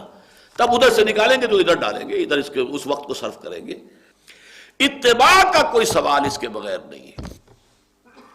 اب یہ ہمارے دھوکے ہیں جو ہم نے اپنے آپ کو دے رکھے ہیں. کچھ لوگ سمجھتے ہیں میں جی برش نہیں کروں گا، مسواک کروں گا. اتباع کا تقاضا یہ ہے کہ مسواک کی جائے، ٹھیک ہے، یہ میں اس کا انکار نہیں کرتا. لیکن اگر آپ کا اتباع صرف یہیں تک محدود ہے اور باقی آپ کی ساری زندگی تو لگ رہی ہے دنیا کمانے کے اندر، یہ اتباع نہیں، یہ دھوکہ ہے، یہ فراڈ ہے. یخادعون اللہ والذین آمنوا وما یخدعون الا انفسهم، یہ تو پھر دھوکہ ہے جو اللہ کو اور اہل ایمان کو دینے کی کوشش کی جا رہی ہے. اور اس میں یہ کہ یہاں پر جہاں قلم رکھا جاتا ہے وہاں مسواک کھڑی ہوئی ہے، یہ گویا کہ ہمارا یہ علم ہے، یہ نشان ہے ہمارا، یہ امتیازی ایک نشانی ہے. یہ چیزیں نہیں ہیں. اتباع تو یہ ہے ان صلاتی و نسکی و محیایا و مماتی للہ رب العالمین. اور اسے بھی دے اللہ ہمت دے، آخر انسانوں ہی میں سے صوفیاء کرام تھے، کوئی وہ جنات میں سے نہیں تھے، کوئی فرشتوں میں سے نہیں تھے، امتی تھے. اب طریقہ کار کا معاملہ جو وہ ایک علیحدہ بات ہے، لیکن یہ کہ بہرحال انہوں نے یہ کیا کہ جو بھی کچھ تھی اپنی پونجی، توانائی، قوت، صلاحیت، محنت اور وقت، اس کی پوری پونجی کو لگایا اسی کام کے لیے. لیکن یہ کہ اس درجے تک وہ بھی اللہ تعالیٰ آخر فَسَنُيَسِّرُهُ لِلْيُسْرَىٰ، آپ قدم تو اٹھائیں، آغاز تو کریں، فیصلہ تو کریں، بسم اللہ تو کریں، اس کے بعد اللہ تعالیٰ راستے کھولنے والا ہے. تو یہ جو اطاعت اور اتباع کا فرق ہے وہ اس مقام پر، اور قرآن مجید میں یہی مقام ہے واضح طور پر کہ جو ان دونوں چیزوں کو اس طرح یکجا کر کے بیان کر رہا ہے. قُلْ اطیعوا اللہ والرسول، کہہ دیجئے اطاعت کرو اللہ کی اور رسول کی. اس سے تو سرتابی کرنا کفر ہو گیا. فَإِن تَوَلَّوْا فَإِنَّ اللَّهَ لَا يُحِبُّ الْكَافِرِينَ، پھر اگر وہ روگردانی کرے تو اللہ کو کافر پسند نہیں ہے بالکل. یہ تو گویا کہ کفر ہے حقیقی اعتبار سے، چاہے معنوی اعتبار سے نہیں، وہ مسلمان ہی رہتا ہے، شریعت کے احکام کی خلاف ورزی بھی کر رہا ہے، وہ تو ٹھیک ہے. امام ابو حنیفہ کا رحمۃ اللہ علیہ یہ مقولہ بالکل صحیح ہے کہ گناہ کبیرہ سے بھی کوئی شخص کافر نہیں ہوتا، اسلام کے دائرے سے نکلتا نہیں ہے. زانی بھی ہے، آپ نے اس کو رجم بھی کیا ہے، پھر بھی اس کی نماز جنازہ آپ پڑھیں گے کہ تھا مسلمان وہ. اور چاہے کسی کا چور کا ہاتھ کٹا ہے، ٹھیک ہے، سزا اسے دی گئی، مسلمان ہے وہ. تو مسلمان ہونا اور ہے، لیکن معنوی طور پر یہ کفر ہے کہ آپ اللہ کی یا اللہ کے رسول کی اطاعت سے سرتابی کریں، یہ کفر ہے. البتہ اس سے اونچا درجہ ہے اتباع کا، حضور کا اتباع. اور اس میں دیکھیے قُلْ إِن كُنتُمْ تُحِبُّونَ اللَّهَ فَاتَّبِعُونِي، کیونکہ ایمان کا تقاضا ہے. یہ ہم پڑھ چکے ہیں، سورہ بقرہ میں آ چکا ہے، وَالَّذِينَ آمَنُوا أَشَدُّ حُبًّا لِلَّهِ. ایمان کے لازمی تقاضوں میں سے ہے. جو لوگ حقیقت مومن ہیں ان کی شدید ترین محبت اللہ کی ذات کے ساتھ ہوتی ہے. اشد ویوم القیامت یردون الی اشد العذاب، قیامت کے دن وہ جھونک دیے جائیں گے شدید ترین عذاب میں. اشد، وہی اشد کا لفظ یہاں آیا ہے. والذین آمنوا اشد حبا للہ، اللہ کی محبت. لیکن اللہ کی محبت جو ہے اس کا تقاضا پھر در حقیقت اتباع رسول ہے. قل ان کنتم تحبون اللہ، اے نبی کہہ دیجئے ان سے اگر تم محبت کرتے ہو اللہ سے، یعنی اگر تم حقیقتاً مومن ہونے کے مدعی ہو، فاتبعونی، تو میری پیروی کرو، میرے نقش قدم پر چلو. امیٹیٹ می، میری نقالی کرو. یہ امیٹیشن محمد کی صلی اللہ علیہ وسلم، نقش قدم پر چلنا. اس کی مثالیں اگرچہ وہ چیزیں جو ہے ایک اعتبار سے صرف جذباتی ان کی حیثیت ہے، لیکن مثال کے طور پر عرض کر رہا ہوں کہ ایک صحابی نے کہیں باہر سے آئے تھے، دیہاتی بدو، ایک ہی مرتبہ حضور کو دیکھا اور اس وقت حضور کے کرتے کے بٹن جو ہیں وہ کھلے ہوئے تھے. انہوں نے پھر ساری عمر اپنے کرتے کے بٹن لگائے نہیں. انہوں نے حضور کو اسی حال میں دیکھا تھا، اسی حال کو انہوں نے اپنے اوپر لازم کر لیا، کوئی حکم تو نہیں تھا اس میں. یا حضور ایک سفر کے دوران ایک خاص درخت کے نیچے سے ہو کر گزرے تھے.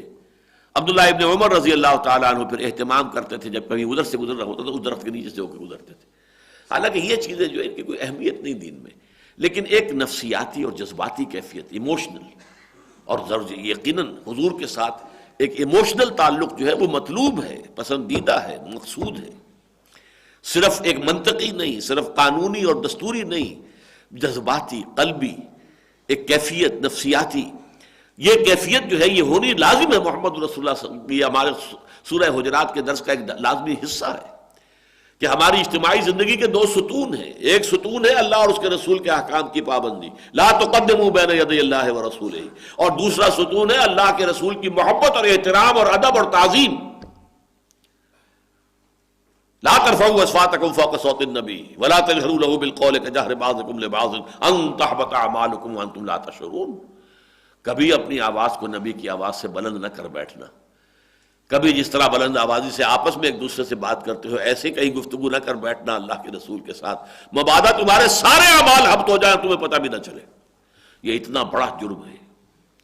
اس لیے کہ احترام، تعظیم اور محبت رسول یہ ہماری اجتماعی زندگی کا ستون ہے.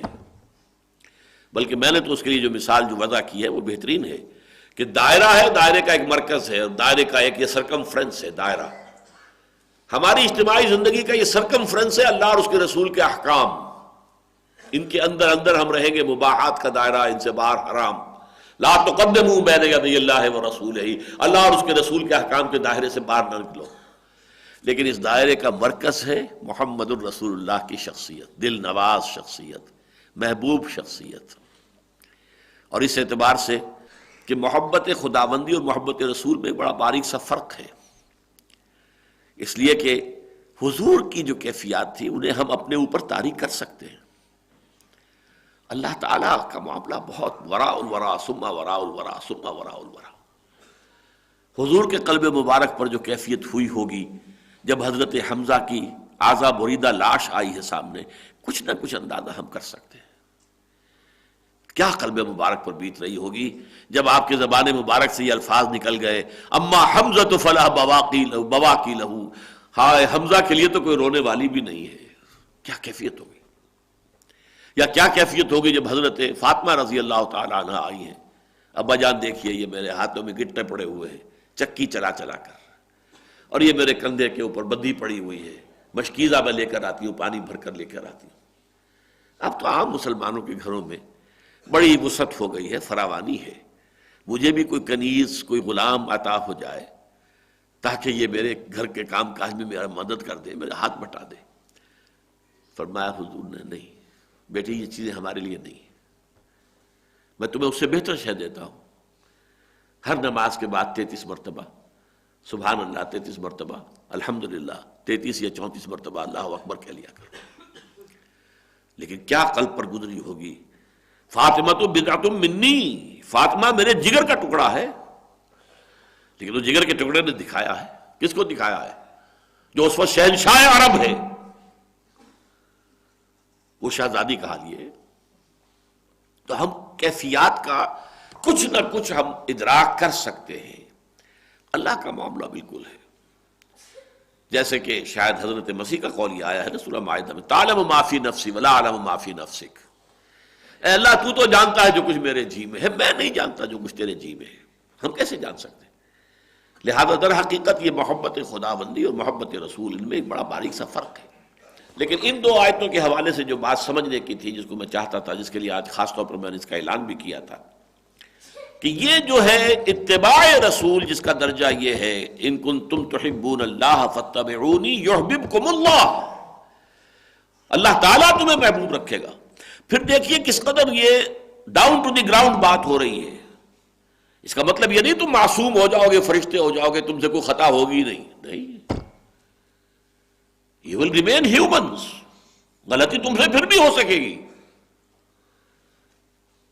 گاہ میری نگاہ تیز چیر گئی دل وجود، گاہ الجھ کے رہ گئی میرے توہمات میں۔ کبھی کبھی ایسا بھی ہوتا ہے انسان کے لیے، کبھی انسان جو ہے وہ اپنے ناک تلے کے پتھر سے ٹھوکر کھا جاتا ہے، اور کبھی اسے دور تک کی منزل اپنی صاف نظر آ رہی ہوتی ہے۔ یہ ہوتا ہے، لغزش ہو سکتی ہے، خطا ہو سکتی ہے۔ الانسان مرکب من الخطاء والنسیان ویغفر لکم ذنوبکم۔ اتباع کا یہ دوسرا نتیجہ نکلے گا، ایک تو تم محبوبیت خداوندی کے مقام پر آ جاؤ گے، اور نمبر دو جو بھی تمہاری خطا ہے اللہ معاف فرمائے گا۔ کہیں لغزش ہو گئی، کہیں پاؤں پھسل گیا، کہیں گر گئے، پھر اٹھے، چلے آگے چلے۔